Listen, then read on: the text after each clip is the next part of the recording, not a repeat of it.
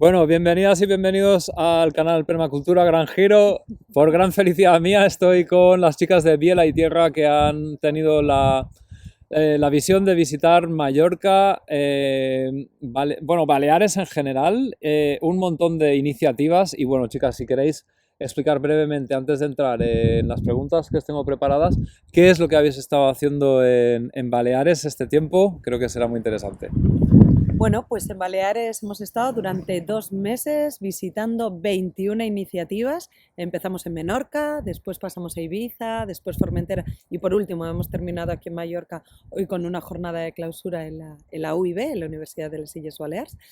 Y hemos tenido la suerte de descubrir esas Islas Baleares que son menos conocidas, que no todo en Menorca, Ibiza, Formentera y Mallorca es sol, turismo y playa, sino que hay una vida rural vinculada a una memoria y presente campesino que nos muestra de verdad alternativas para enfrentar parte de los retos ecosociales que tenemos por delante. Y todo eso no lo hemos hecho solas porque la selección de las iniciativas la hemos hecho acompañadas de un montón de entidades de cada una de las islas que nos han acompañado y han pensado juntas qué querían mostrar, cuáles son esas buenas prácticas o cuáles son los temas de los que se debe hablar.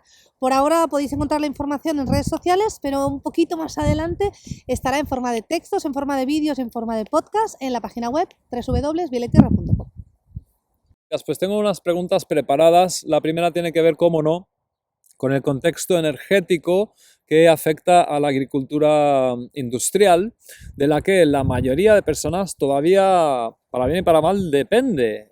Yo mismo, que me considero un gran apasionado de la agroecología, como del sistema agroindustrial casi todos los días, y tú probablemente también en casa. Entonces, ¿cuál es la cuestión? Bueno, la guerra iniciada por Trump y Netanyahu ha empezado hace 3 semanas. No sabemos cómo terminará, pero algunas conclusiones sí son clarísimas. El sistema alimentario del que dependemos la mayoría de personas ha entrado en jaque, no va a ir a mejor. Se han atacado muchísimos pozos petrolíferos, el estrecho de Hormuz sigue básicamente cerrado. Y en resumen, esto es algo que ya se ha venido avisando de hace muchísimo tiempo, ¿no? Entonces, la situación en Mallorca en general, o en Baleares en general, es bastante drástica. Hay campesinos, campesinas hablando de cerrar, de dejar el negocio. Entonces, yo os hago una pregunta que es básicamente, a lo mejor lo del Mercosur, después de todo, pues no sé, quizás no era mala idea. ¿Qué os parece? No sé, a lo mejor es un buen momento realmente. O sea, digo yo, si hay petróleo más caro y fertilizantes más caros, a lo mejor es buena idea, claro, hacer la comida más lejos, más cara, más contaminante. No sé, ¿qué os parece? Pregunto, no sé, ¿qué os parece? Que vivimos en un sinsentido, ¿no? Pero que hace ya un montón de tiempo. Nosotros hacemos como muchas charlas y talleres y así, y presentamos datos de lo que es el sistema agroalimentario, parte de los datos que hemos presentado hoy, y los estudiantes cuando les presentamos esos datos, 1/3 de los alimentos se desperdician, 821 millones de personas pasan hambre, 2.000 millones de personas tienen problemas de salud asociados a dietas vinculadas con la producción agroindustrial intensiva, más de 1/3 de los gases de efecto invernadero están directamente vinculados con el sistema alimentario globalizado, ¿no? Se quedan así y les decimos, ¿pero no pensáis que eso sería interesante que las noticias hablaran de eso, que es tan necesario? Y claro, se quedan así y dicen, sí, pero ¿tiene sentido esta manera? Y los chicos nos dicen, no. No tiene nada sentido. Y lo peor de todo también es que en muchas ocasiones lo que nos dicen es que nunca nadie se lo había contado. Claro. O sea, a día de hoy, en este modelo, ¿no? En el modelo hegemónico, digamos, de mercantilización del alimento, en el que ha habido una desvinculación tan grande que el alimento está vinculado directamente con el sector primario, que parece como que alimentación y sector primario ha habido una fragmentación, ¿no? Creemos que es más que, pues igual no solo un cambio es necesario, sino que es urgente y que hay que poner encima de la mesa todos los impactos que lleva este modelo agroalimentario globalizado, ¿no? Y frente a esos impactos que muchas veces, igual cuando lo hablamos, lo primero que te quedas es en shock, nosotras apostamos precisamente por visibilizar aquellas iniciativas que no son utopías, que no son cosas raras, sino que es gente real que ya está haciendo ese trabajo día a día. O sea, que no hace falta que inventemos la pólvora, que no hace falta que inventemos la rueda, porque como seres humanos inherentemente somos campesinas, somos gestoras del territorio y llevamos 10.000 años de historia haciendo eso, cultivar ganadería, ahora me he liado, Ganadería. agricultura, ganadería y gestión del territorio de una manera sostenible que nos pueda permitir la vida en ese lugar. Que eso es lo que al final es la vida de todos nuestros ancestros, ¿no? Y luego que no hace tanto que era así, ¿no? Que hace 100 años. Y 100 que años es cuando nada. hablamos, y de hecho también hoy ha salido, ¿no? Durante la jornada de clausura, y que no hace falta que volvamos a la edad de hierro. O sea, que creemos que es muy importante, bueno, hacer uso de aquellos mecanismos que han llevado una innovación que ha podido posibilitar ciertas mejoras en la vida, pero esas mejoras no pueden ser a cualquier coste. O sea, no podemos estar comiendo alimentos, sea cual sea el tiempo y sea cual sea, sin tener en cuenta la temporada, mientras haya personas explotadas en invernaderos. Ese no puede ser el coste. No puede ser el coste que nuestra agricultura o nuestra alimentación se sustente en una industria petroquímica que es sinónimo de guerra, que eso ya también lo sabemos. Ese tampoco puede ser el coste. Si eso no está acompañado de una ética, de unos valores detrás, bueno, pues nos encontramos en una crisis ecosocial y de valores, que es lo que tenemos a día de hoy. Gracias. Sería de alguna manera pasar de un ciclo degenerativo a un ciclo regenerativo. Y bueno, algo que yo en este medio, en este humilde medio de difusión digo muchas veces es tratar de conservar lo mejor del presente y recuperar lo mejor del pasado. A lo mejor no es cuestión de recuperar la exclusión social y el feudalismo del pasado, ¿no? Bueno, a lo mejor hay quien lo quiere, pero la vasta mayoría no lo quiere. Y a lo mejor no es cuestión de conservar según qué pijadas superfluas, banales del mundo ultra digitalizado de hoy, pero yo Internet sí quiero, ¿no? Como decía antes, la mayoría sí queremos al menos un poco de Internet. Entonces, vamos a ir entrando en más cuestiones que creo que tocan a las puertas ahora mismo.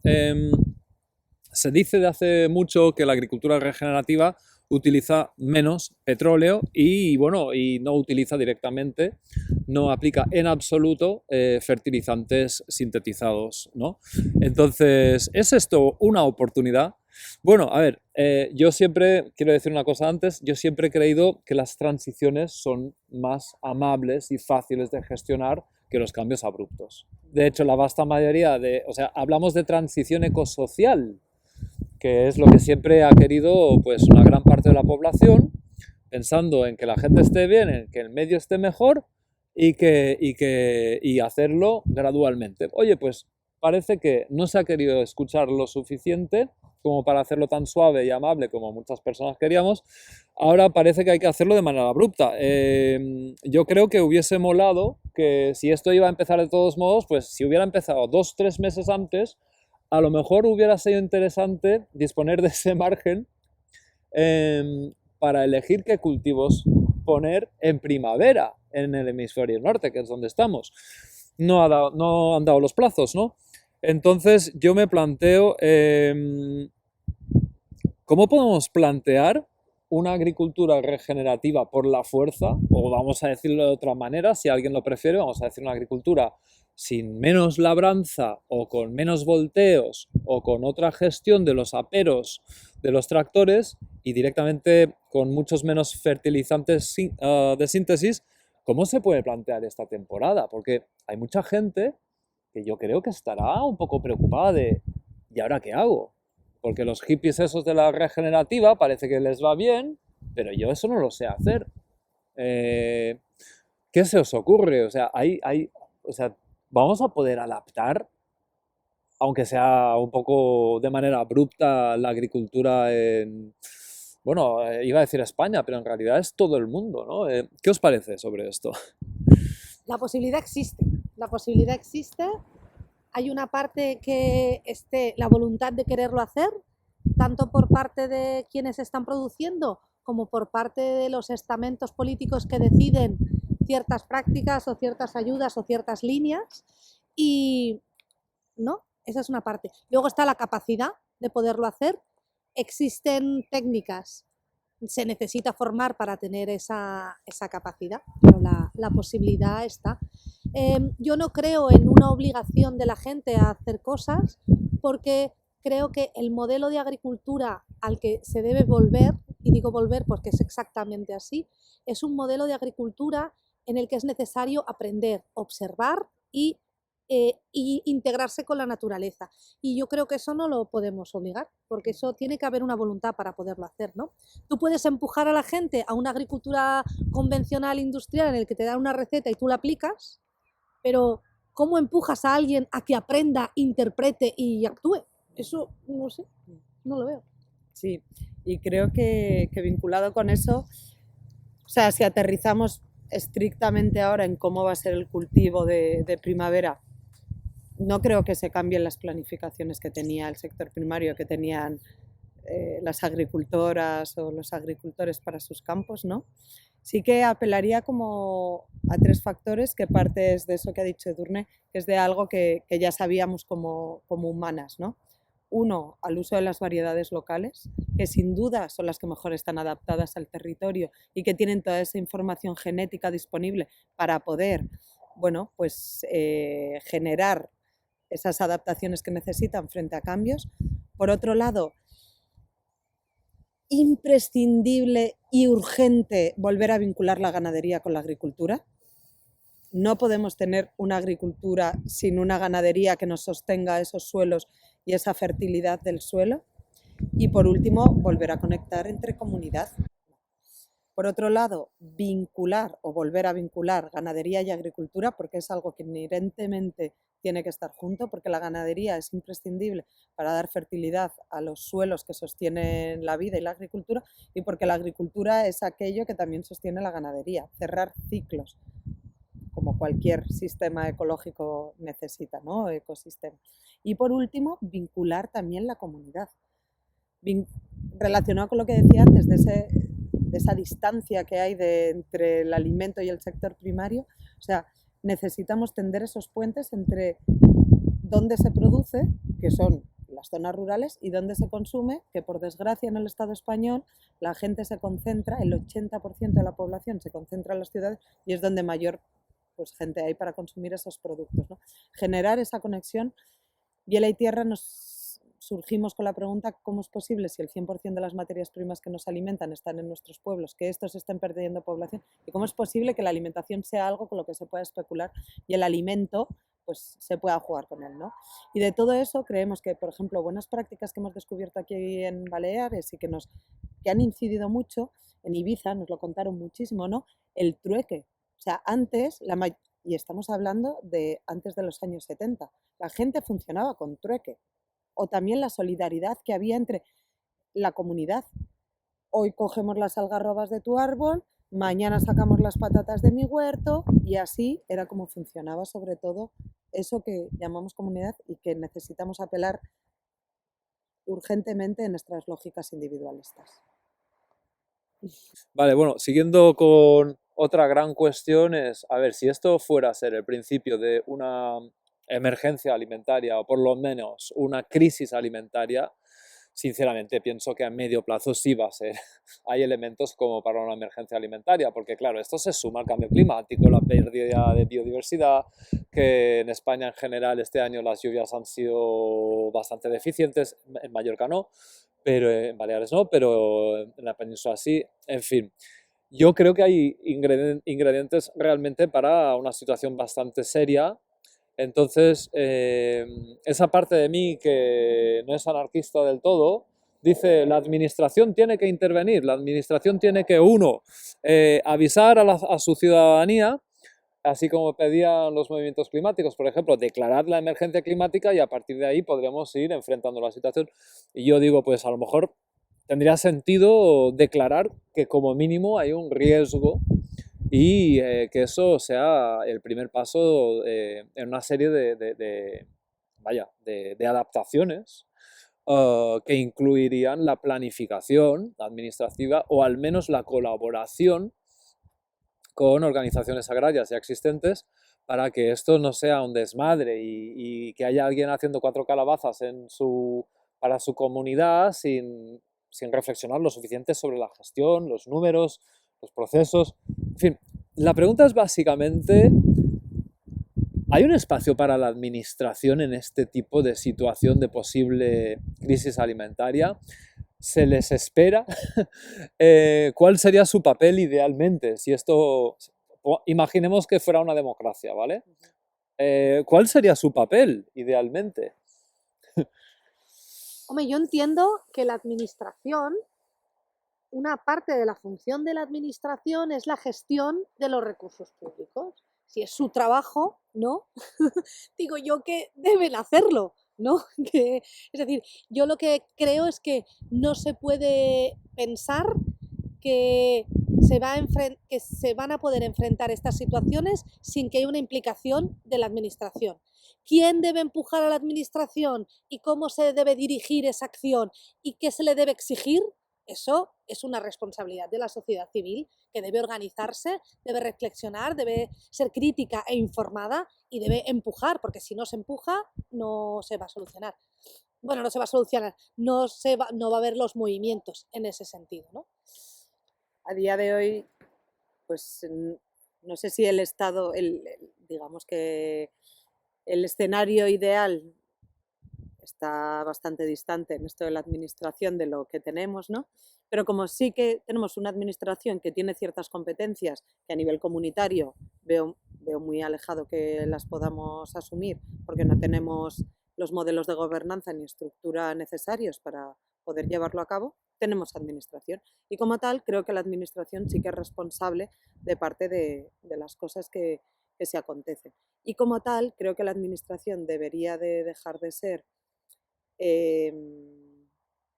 realmente un espacio dedicado a la rentabilidad de ciertos lobbies económicos y financieros para ponerse al servicio del pueblo. Y como bien decía Edurne, creo que también es responsabilidad del pueblo exigir y colectivizarnos para, bueno, pues para poner encima de la mesa la situación que tenemos. Y para eso, como decía Edurne, nos tenemos que informar y actuar. Y yo quiero señalar que la administración no es un ente abstracto movido por unos hilos que vienen de los extraterrestres.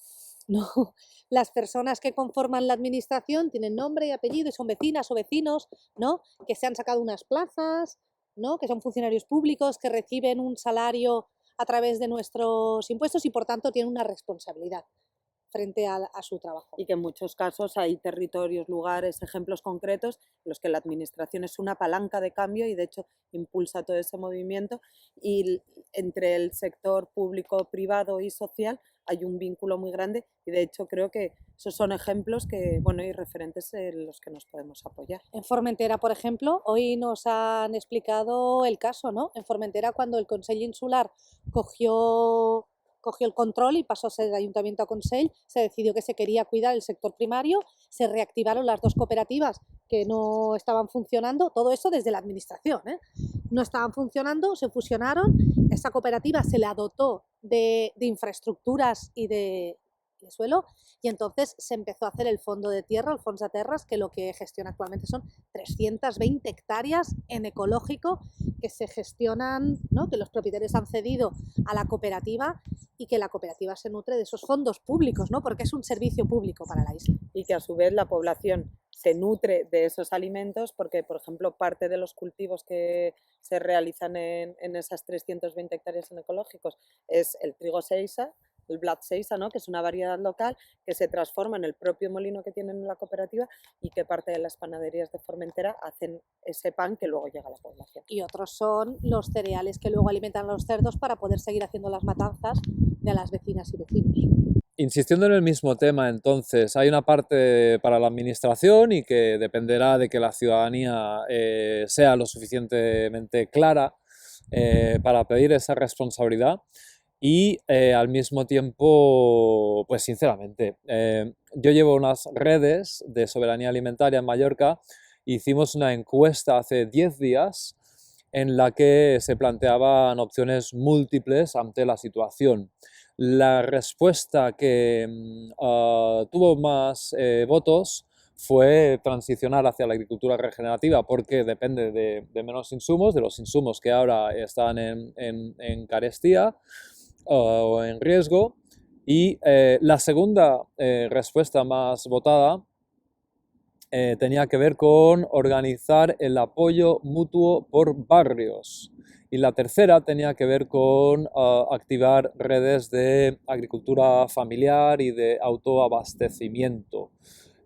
Podríamos pensar, vale, pues a lo mejor es un grupo de gente hippie muy individualista y soñadora en este grupo y por tanto hay un sesgo y eso no representa a la sociedad. Bueno, la realidad es que hay personas de todo tipo y las opciones que confiaban en la administración ponían a la administración muy atrás. Entonces, yo ahora os preguntaría por esta clase de opciones. Si tú ponte que a lo mejor de repente el alimento vale el doble, la gente ve que no llega y yo vivo en un pueblo, vivimos en un pueblo que se llama, yo qué sé, Llucmajor, me lo invento, y la gente de Llucmajor dice, oye, que es que somos la mitad de las familias, no lo podemos sostener, no lo podemos sostener, nos estamos hundiendo, estamos colapsando por días, hay que hacer algo. Como vecinos y vecinas, yo pregunto, ¿qué se puede hacer? ¿Es viable, es posible hacer una agricultura sostenida por la comunidad? Que una gente que tenga tierras o que se acceda a tierras siempre en armonía y por las buenas, organice que eso se cultive y que se venda y que además, para que la gente pues, se pueda dedicar profesionalmente a ello de manera tranquila, pues que haya unas garantías, ¿no? Que la gente se comprometa. O sea, ¿eso es viable o solo funciona en otros países que no se llaman España?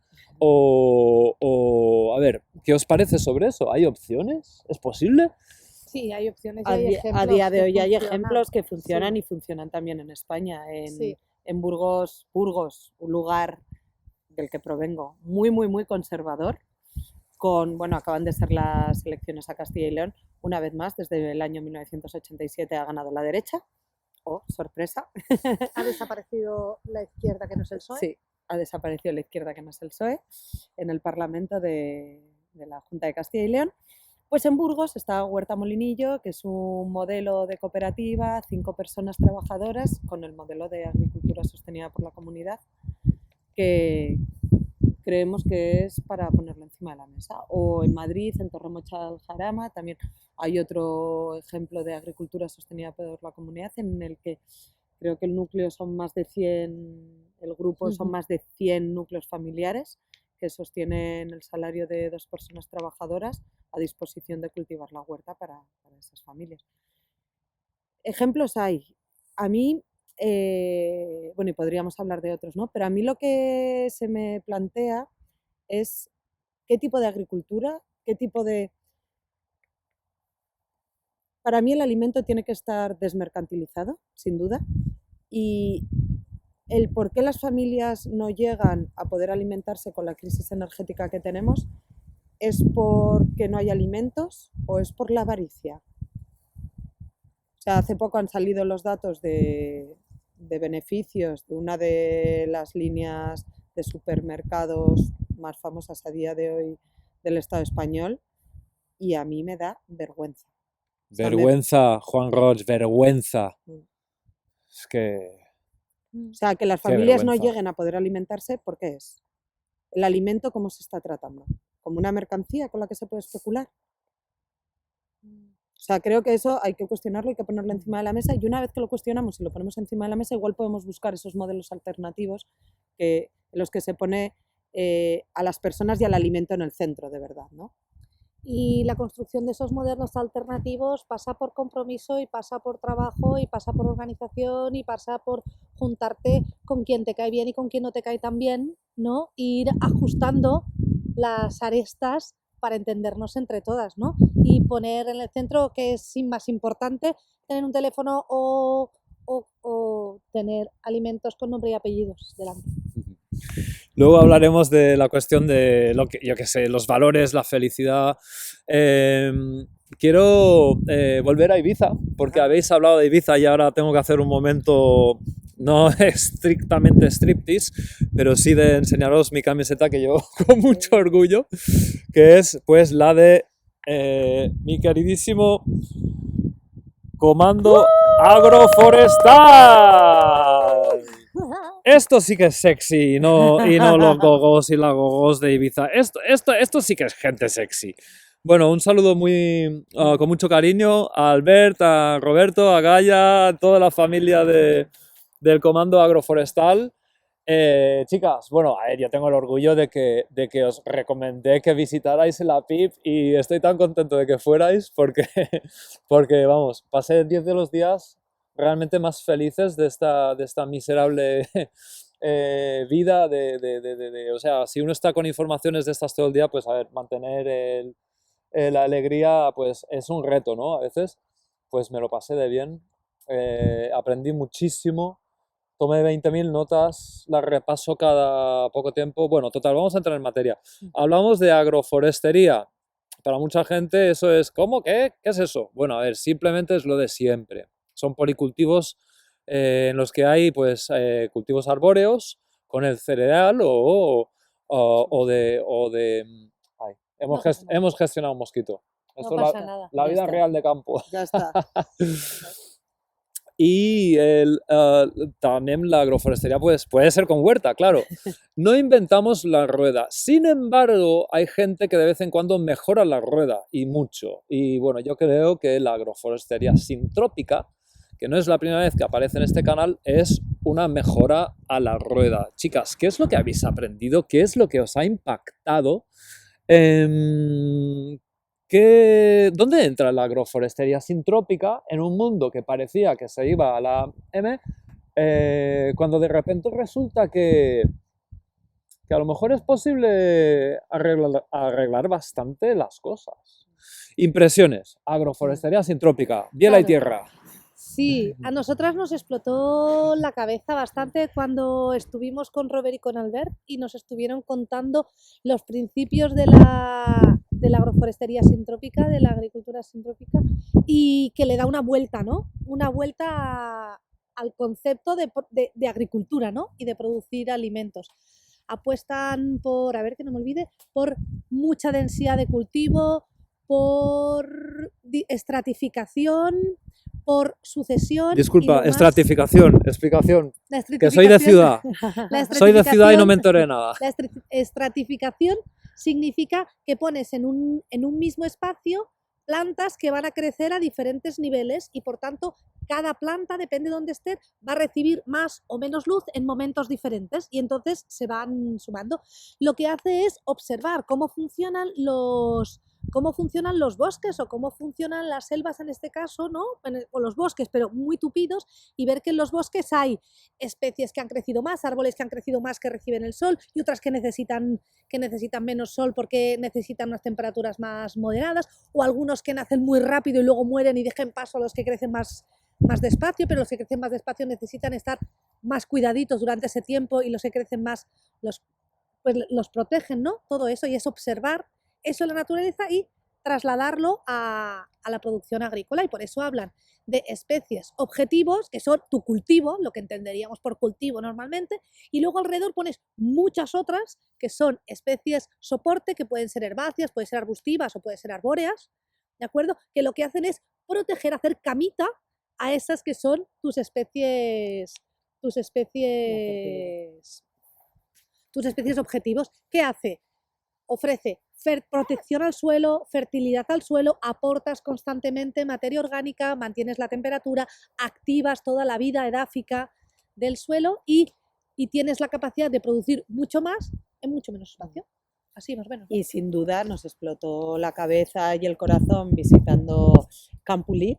Ai, sí. Pagesos Units parlar de la... interaccions jo amb la terra. Eso, Pagesos Units parlant de les interaccions amb la terra. que es la sede a día de hoy de la Asociación de Permacultura de las Islas Pitiusas y el Centro de Investigación en Agricultura Sintrópica del Mediterráneo, que es donde está el Comando Agroforestal y toda la panda de APIP, de la Asociación de las Islas Pitiusas, en la que en esas 3 hectáreas tienen 20 modelos de distintas especies productivas, especies soporte, para hacer de una manera sistematizada, recoger información de cómo funcionan y poder tener esos modelos para luego aplicarlos en otros lugares, y de verdad que son modelos, son ensayos agronómicos, por decirlo de alguna manera, las que se van sacando conclusiones de qué es lo que funciona, cuál no, y sobre todo también nos decían Albert y Robert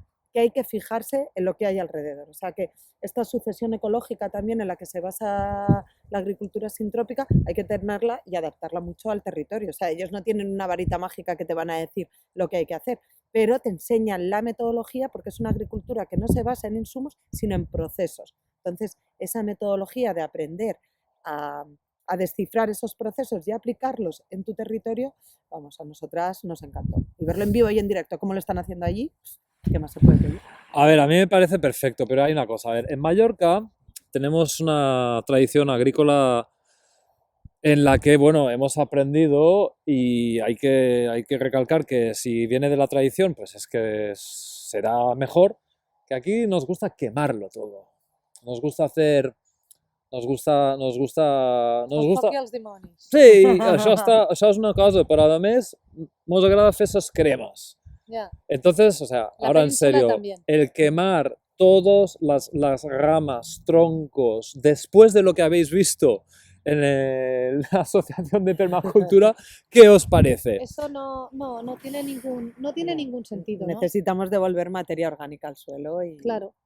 Sí, porque la materia orgánica es la que va a permitir hacer más esponjoso el suelo, que entonces tenga más capacidad de retención de agua en el suelo, que active la vida microbiana, ¿no? Y o sea que eso es lo que se necesita.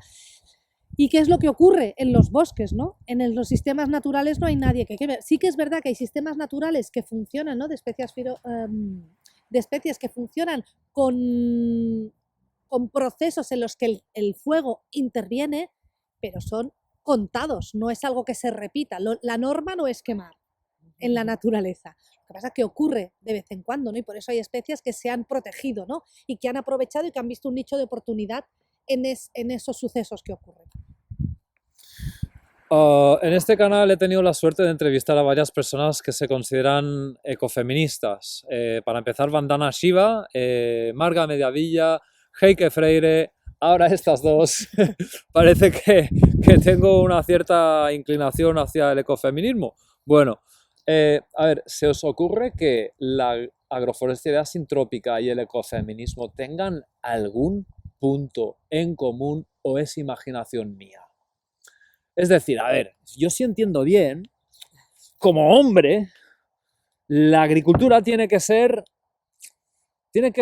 reconocer, para empezar, que la vida es una guerra, siempre, permanente, entre todas las partes, aquí, ahora y siempre. Y como hombre, se supone que yo tengo que pasar con mi tractor a todas horas, matar todo lo que compite con mi cultivo e imponer mi fuerza, ¿o no? A lo mejor, no sé qué os parece. Claro. Pero eso no es toda la agricultura, ¿no? Porque la agroecología, a ver, la agricultura sintrópica nace en zonas tropicales de bosque tropical donde la agroforestería es el sistema natural de producción y donde las poblaciones indígenas cultivan de esa manera, ¿no? Y de esa observación de cómo se cultiva, ¿no? Que se copia de esa manera ha surgido la sintrópica. Eso también es agricultura.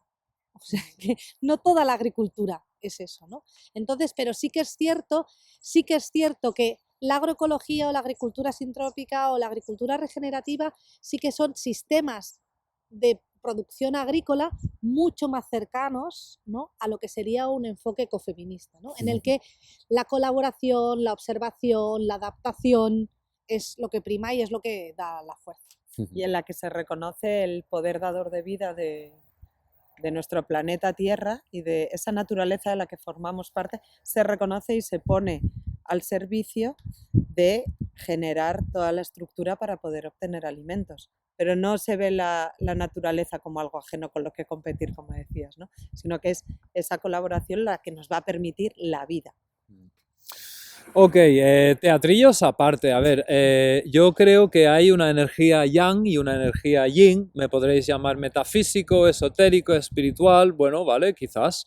El tema es que creo que en todas las personas hay energía yang y yin. Y bien, en realidad está todo bien con la energía yang y está todo bien con la energía yin. Donde creo que hemos errado es en creer que de alguna manera todo tenía que ser yang, todo tenía que ser intervención, todo tenía que ser acción. De ahí mi teatrillo, Claro, sí, sí. que me lo he llevado para lo patético, Sí. ¿no? Pero es básicamente, la conclusión es que no siempre es colaboración.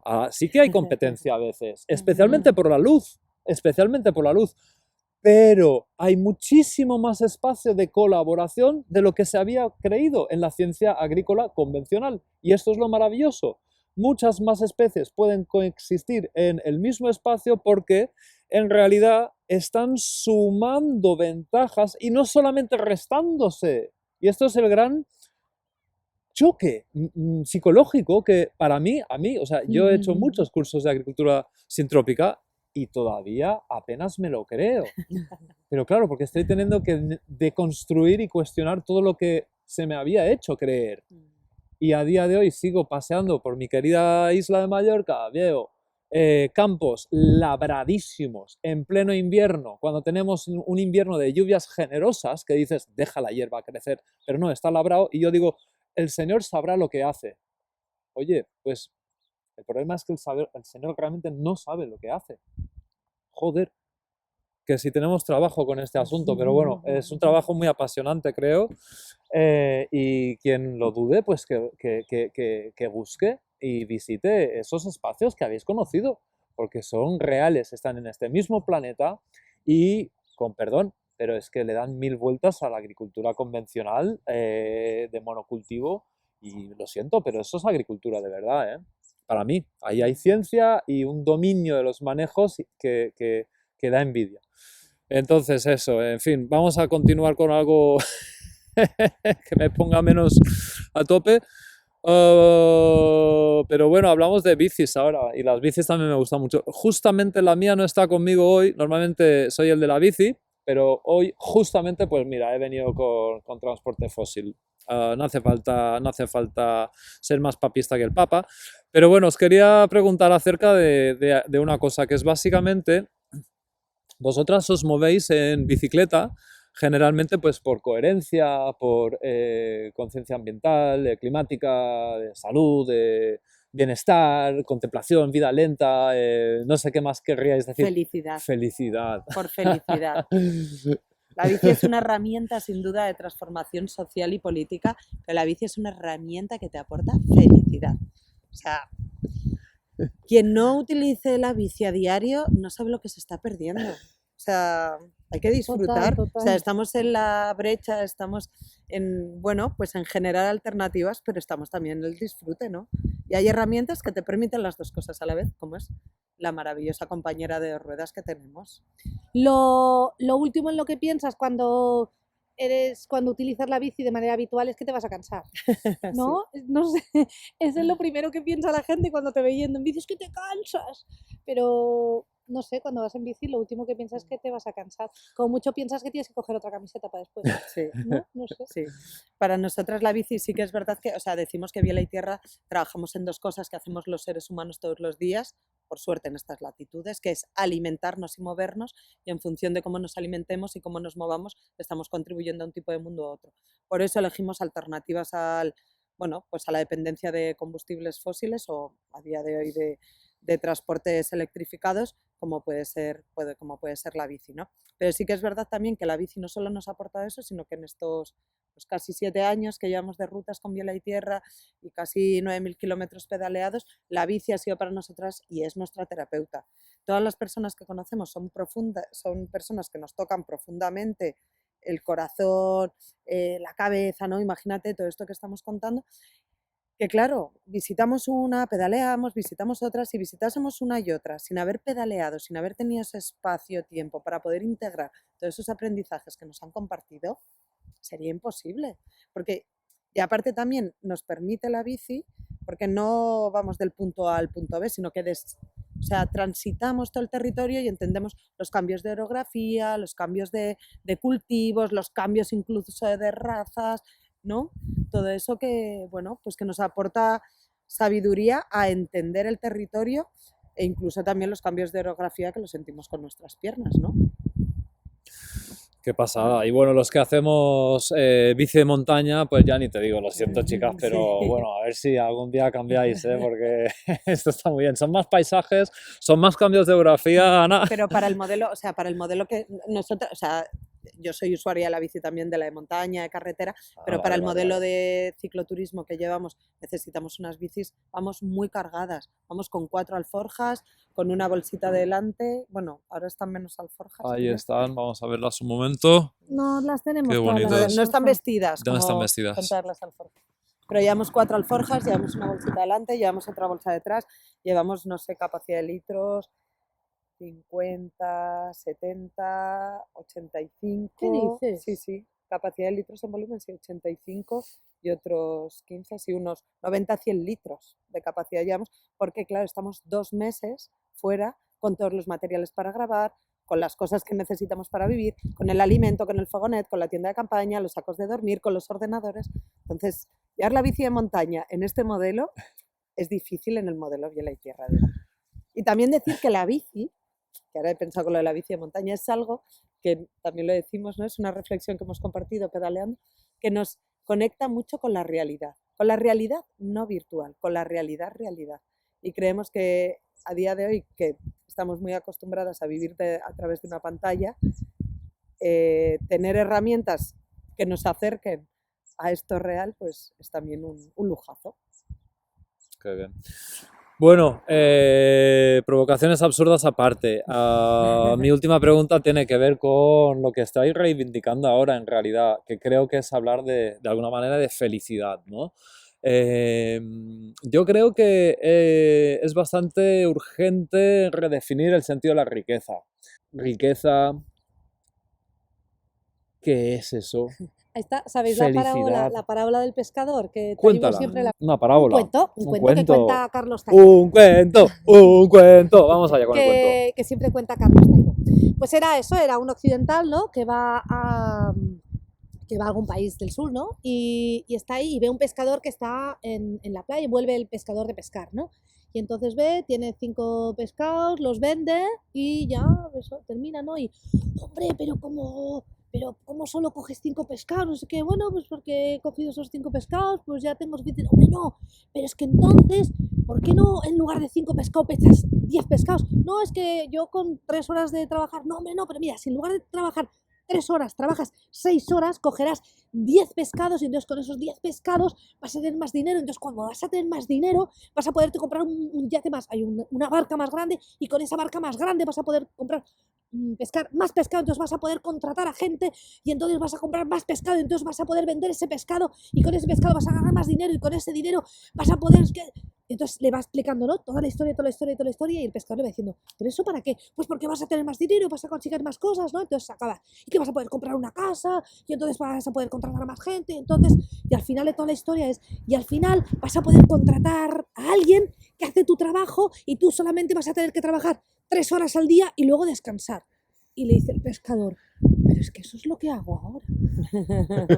No. Entonces, igual redefinir el concepto de felicidad va un poco en esa línea, ¿no? Y en esa línea. No, sí. Y en esa línea también lo que hoy se ha hablado y lo que para nosotras fue una enseñanza muy grande de otra iniciativa que visitamos en Vizcaya es limitar la codicia. En Vizcaya visitamos una iniciativa en Artea, que era un espacio para personas migrantes y en tránsito, en la que había espacios comunales y había únicamente tres normas. Y con eso se gestionaba todo. 0 machismo, 0 racismo y limitar la codicia. Limitar la codicia en las lógicas capitalistas que parece que nos impregnan a día de hoy, creemos que es algo más que necesario.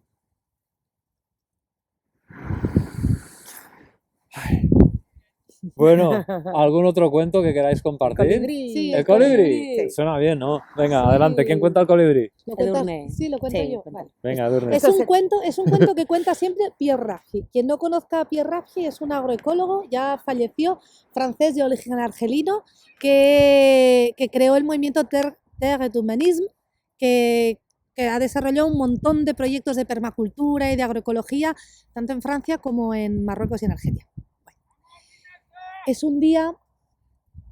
llega un día, estamos en la selva y llega un día un gran incendio. Y entonces en ese gran incendio todas las bestias, grandes bestias de la selva empiezan a salir. Y sale, me voy a inventar lo que sale, ¿vale? Y sale el jaguar, y salen las gacelas, y salen los cocodrilos, y todos huyen. Y solamente el pequeño colibrí coge una gotita de agua con su pico y entra dentro. Y vuelve a salir volando y coge del río y vuelve a entrar dentro. Y en una de estas el jaguar lo mira y le dice: pero colibrí, si tú no te das cuenta que tus gotitas de agua no sirven para nada con este fuego. Y el colibrí dice: yo hago mi parte. Bueno, para más cuentos tenéis las noticias del telediario, ¿vale? Son cuentos pero son cuentos de miedo. Y los cuentos hay que contarlos alrededor de la hoguera, solamente lo que no vas a utilizar para alimentar el suelo, porque hemos hablado de agroforestería sintrópica y bueno, en fin, hemos hablado de muchas cosas. Un placer de conoceros, muchísimas gracias por aceptar la entrevista. Muy felices pedaleadas y que este mensaje pues siga llegando a mucha gente, que básicamente una vida en la que cultivamos y cuidamos el territorio a escala local es también una vida en la que cuidamos nuestra propia salud. Con bicicletas ya rizamos el rizo y bueno, en fin, pues seguimos en este canal. Gracias, Biela y Tierra. Gracias. Gracias.